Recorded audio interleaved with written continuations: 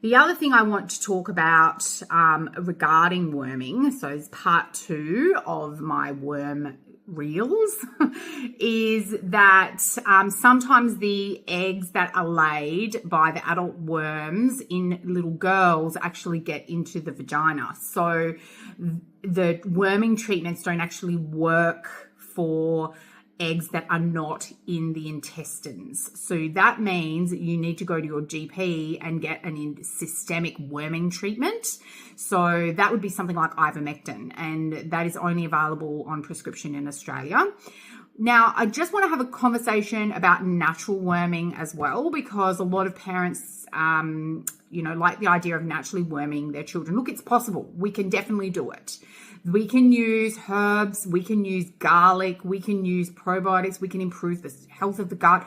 We can do all these things, but your child needs to take bitter tasting herbs in a pulsed dose way of 10 days on, 10 days off, 10 days on, 10 days off, for months and months and months. So if your child is not going to be compliant with taking bitter tasting herbs long term, you're actually better off taking the medical treatment of mebendazole, pyrantel, or ivermectin, because you will break the cycle a lot faster. And the problem is when we're using natural treatments is that until those adult egg worms are dead, they're laying more eggs. So there's more eggs in the environment. And as I mentioned in my last video, those eggs can live for 2 weeks on surfaces. Female mature eggs can lay for up to about 2 weeks as well. So you've got 2 weeks of egg laying capacity, 2 weeks of eggs living on surfaces for reinfection. And that means that for that period of infection, that cycle that you're stuck in, there's a lot of washing, there's a lot of cleaning, there's a lot of morning showering. You need to cut your kids' nails really, really short to prevent them scratching their bottom and reinfecting themselves. If your child is a thumb sucker or nose picker, you're going to have a higher rate of reinfection as well. So I actually, in most cases, just recommend the medical treatment for worms.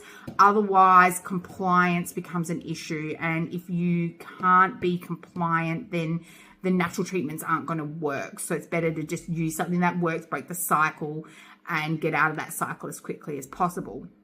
Now, for the little girls with vaginal infections, this can become really, really serious because parents are worming with Combantrin thinking they're treating it, and then the adult legs are coming out, adult worms are coming out of the vagina laying more eggs, and then this whole cycle is perpetuated, and the parents don't realize that the infection is actually in the vagina, and the drugs aren't effective against vaginal worm infection. So, in worst case scenario, this can become a really serious pelvic pain issue for that child.